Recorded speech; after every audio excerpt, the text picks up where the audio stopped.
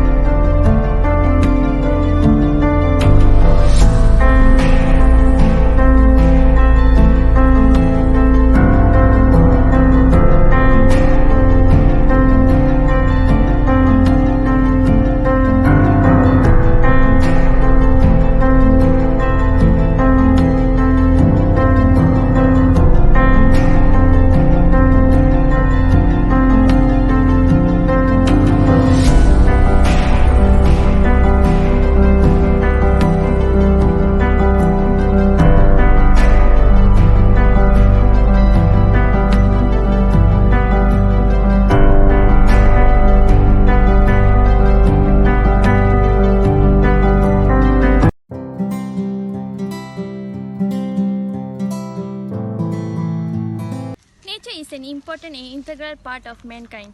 It is one of the greatest blessings for human life. However, nowadays humans fail to recognize it as one. Nature has been an inspiration for numerous poets and writers, artists, and more of years. This is remarkable creation inspired them to write poems and stories in the glory of it. They truly value nature, which reflect in their works even today.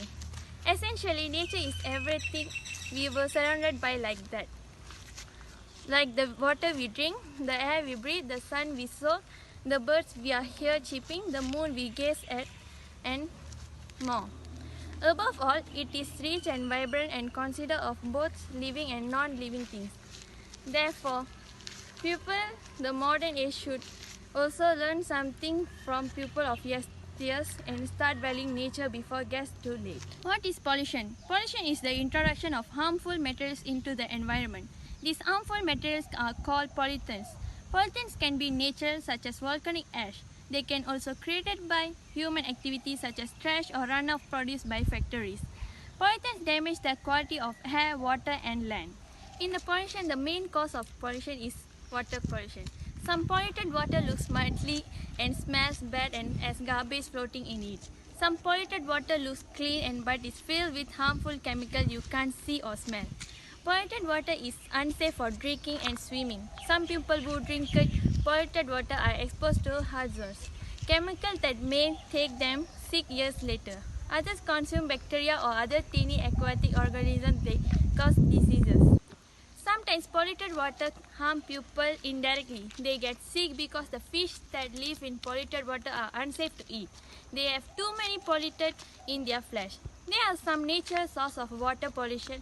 Oil and natural gas, for example, can leak into ocean and lakes from natural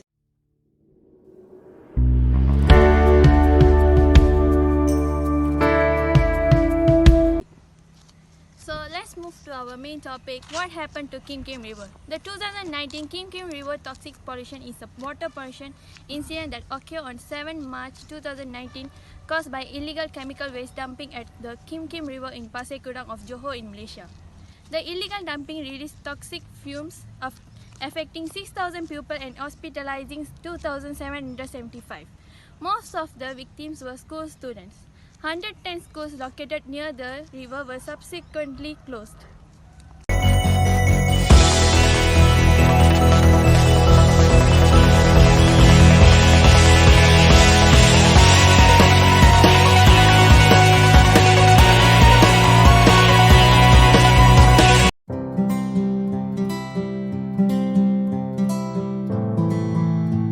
And here I'm going to explain about the cause and effects of Sungai Kim Kim happened in 2019. So let's go on. Why is Kim Kim River is polluted? Because through investigation, it was believed that the chemical wasted were dumped from a lorry tanker into the Kim Kim River in few hours. On the same day before the victims fell ill, agencies dispatched for the cleaning up operation of the polluted river collected 2.43 tons of chemical waste on the day the incident was reported. Several other identified toxic gases emitted following the interaction of the chemical concerned with the water and air include acrolein, acrylonitrile, antibenzene, hydrogen chloride, limonene, toluene and xylene, which if inhaled can cause headache, nausea, fainting and breathing difficulty.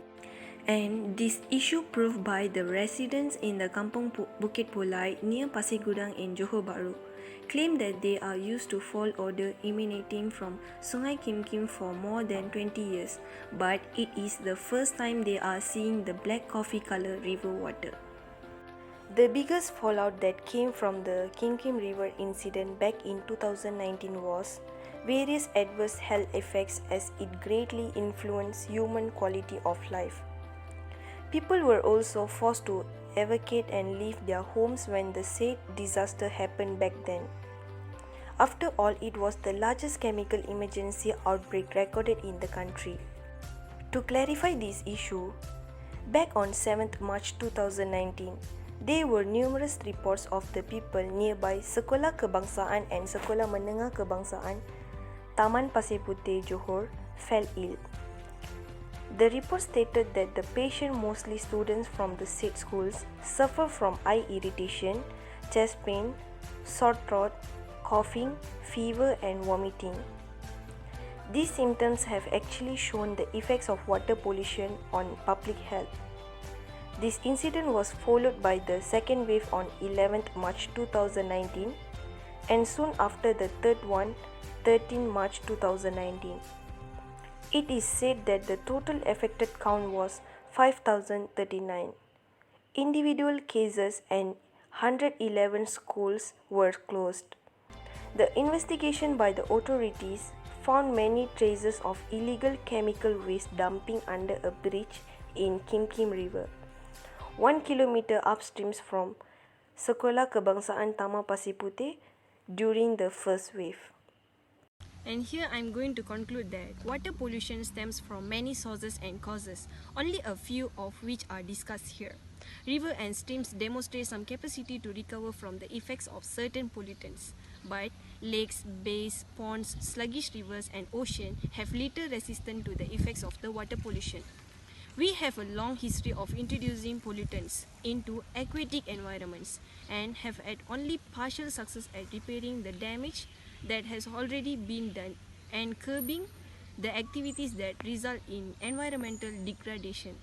Non-point source pollution continues to be a serious threat to receiving waters, as does the continued release of sewage and industrial influence throughout the world. As we have seen with mercury contamination in fishes, environmental pollution can have widespread and lasting consequences. So, as a citizen, we should voice out and defend over the companies and the factories that produce illegal chemicals waste which pollute the river, so that authorities join hands to combat this issue. Let's together take care of our flora and fauna. Thank you.